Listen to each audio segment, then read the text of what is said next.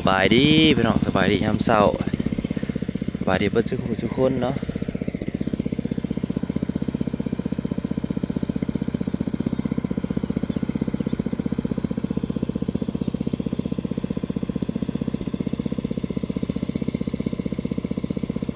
บอกกันยามเช้า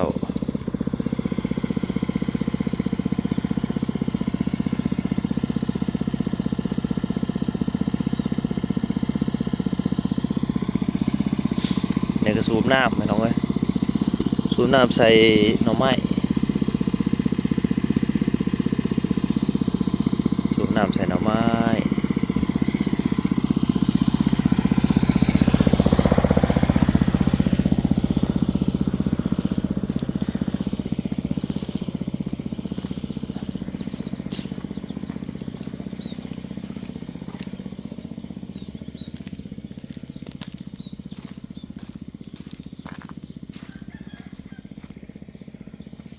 นี่แหละหน่อไม้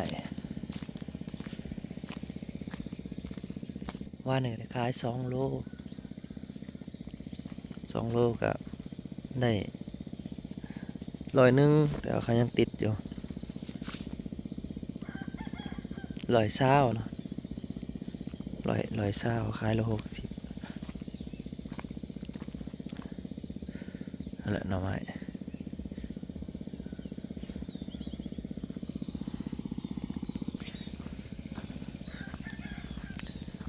มันซาหดต้นหมากเผาวให้นั่งก็เลือกผู้เดียวบัดนี้น้อยน้องเนยลงไปอยู่น้ำแม่แล้วเด้อมันอยู่น้ำแม่แล้ว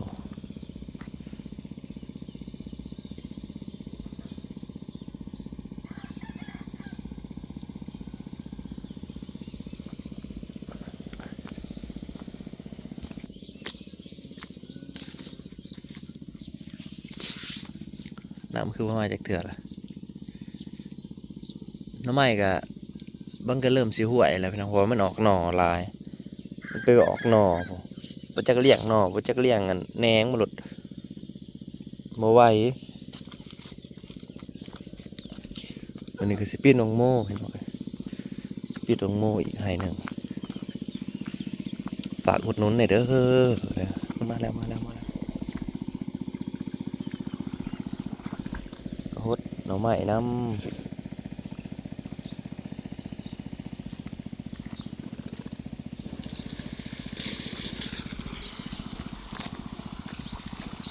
มาแล้วดิฮดหน่อยมันบ่พอ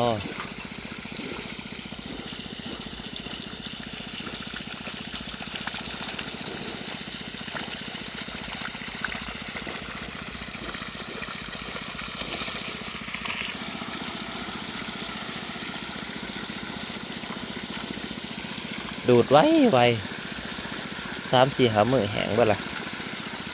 กินไวนะเบิ่งใบมันเด้น้องมันเขียวแห้งอะไรเด้อ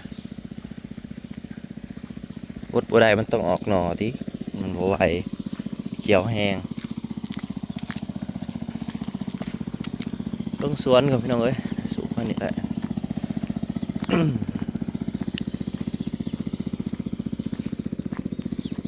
สำหรับ FC น้องเนยก็รอเบิ่งว่าน่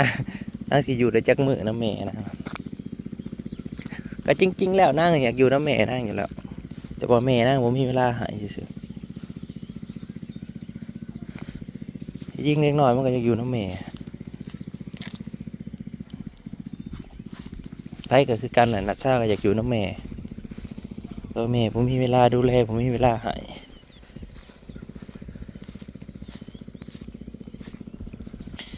อยู่น้ำแม่มันอาจจะสบายกว่าอยู่น้ำเฮาได้ล่ะ เพราะว่าบ่ได้เฮ็ดหยังอยู่น้ำแม่แม้แต่เฮียนหนังสือยังบ่ได้เฮียนนะ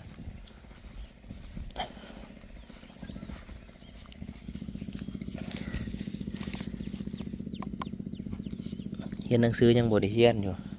น้ำแม่นะ อยู่ห้าวัดได้เรียนหนังสือวัดซ้อนเวียกซ้อนนั่นซ้อนนี่ให้วัดบ่ได้เล่นซื่อๆเด้เขาพาเห็นนั่นเห็นนี่นะ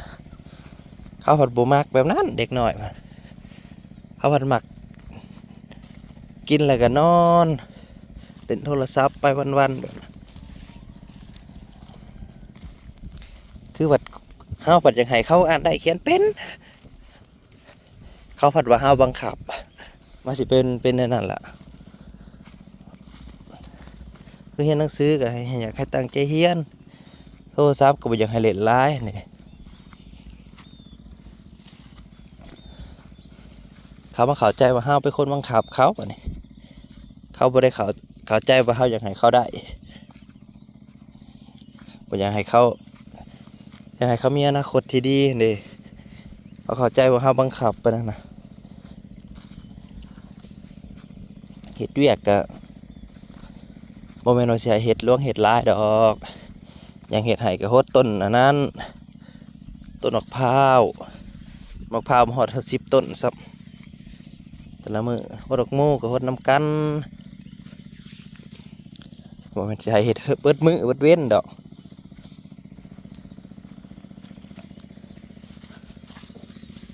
ออกกำลังกายไปนำหั่นแหละก็ว่าอยากฝึกให้อดทนแน่หั่นดิแต่ว่าสิ่งที่ฝึกมาบ่ได้หยังเลยเขาก็ยังเป็นห่วงเล่นคือเก่าเขาเป็นห่วงเล่นคือเก่าเขาบ่อันนั้นซับเขาบ่สนซับตัวเฮาอันนั้นบอก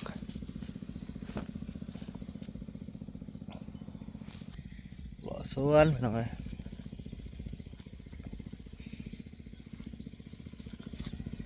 มักโม่ก็เริ่มสิปิดแล้วบัดนี้แถวนี้ก็ยังอ่อนอยู่แต่ว่าสิปิดให้ใกล้ๆซะนะให้นะ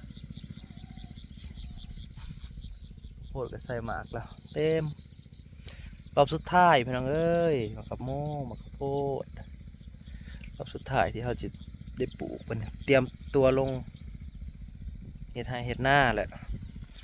เมื่อยก็อดเอาถ้าว่าเมื่อยเวียกก็บ่ปานใดดอก มันเมื่อยบ่มีเงินใช้เนี่ยมันเมื่อย10 เท่าของความเมื่อยแต่พอได้ใช้ได้จ่ายอยู่มันก็อยู่ได้อยู่บ้านเฮามันบ่มีแนวเฮ็ดดอกตามจริงหั่นน่ะบ่มีแนวเฮ็ดบ่มีแนวหา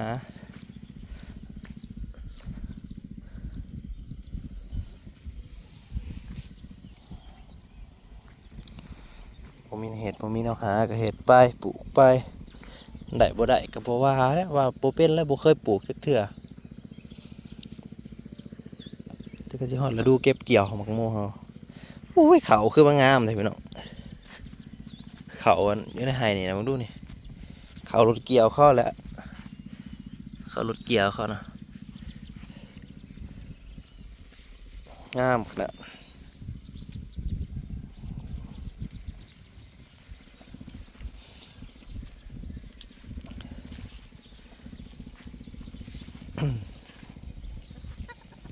ไก่พอแล้วหน่วยหนึ่งใหญ่ๆนี่นะเอาสิปิดมันมาไว้ก็นี่พันทอร์ปิโดพันอะไรเมียนี่ตัวนี้มันนั่นแหละสุกอยู่แล้วตัวนี้ได้ก็สุกแตงโมนะพันลูกอย่างนั้นเลยนี่ประมาณ2 โลลูก2 โลได้อยู่ดอก ก็รอเบิ่งพี่น้องเอ้ย FC น้องเนยว่านั่งที่อยู่ในจักรวันคันนั่งอยู่น้ำแม่นั่งได้เลยก็ถือว่าดีเพราะว่ามันก็สิได้สบายใจนั่งนี่เพราะว่านั่งก็บ่ได้อยู่น้ำแต่โดนๆแล้วก็แม่ก็จะให้แม่นั่งมีเวลาให้เท่านั้นแหละ แต่ว่าเขาว่าบ่เกิน3 มื้อดอกถ้าเบิ่งโลดบ่เกิน3 มื้อบ่โลเขาไล่ขึ้นมาคือเก่า เขาไล่ขึ้นมาว่ายังดอกเขาอยากไปเล่นเขาอยากไปหันไปนี่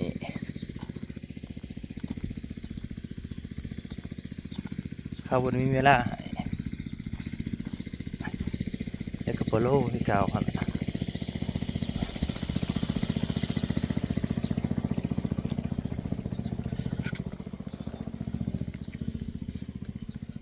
ไหนเลย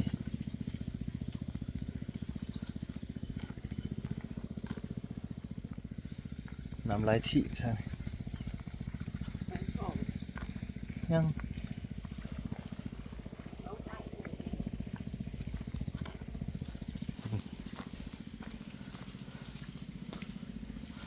หาหน่อยนี่โง่ใหญ่บางโง่ใหญ่โง่ใหญ่เฮ้จิ้วตุ่ม น่า จิ้วตุ่ม ได้หลายลูกได้หลายไปดีปะลูกไปดีเดี๋ยวได้หมังโง่ในแค่พอเลย จิ้วเริ่มไปปิดน้องห่อแล้วพี่น้องเอ้ย ไอ้อุ้มเป็นยังไง ยังจากต้นนะซะยังเท่านี้บ่ที่แล้วล่ะนั่งให้นั่งฮดกับ2-4ประมาณเอา10ต้นมา10ต้นกันเหรอกูหูก็อยู่น้ำให้นั่นนั่นละ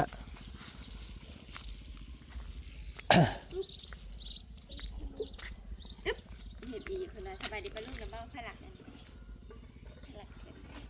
น้ำนะจะปุ๊บบอกใจแม่หรือยัง ขอบคุณหลายๆเด้อพี่น้องที่เข้ามารับชมเนาะ เอ้ยเท่าหน่อยตื่นเช้าได้นี่นะ คุณเบอร์ทุกคนมาหาเก็บบังโมเอานะ ชุบไปสิ สูบเสร็จเต็มที่แถวนี้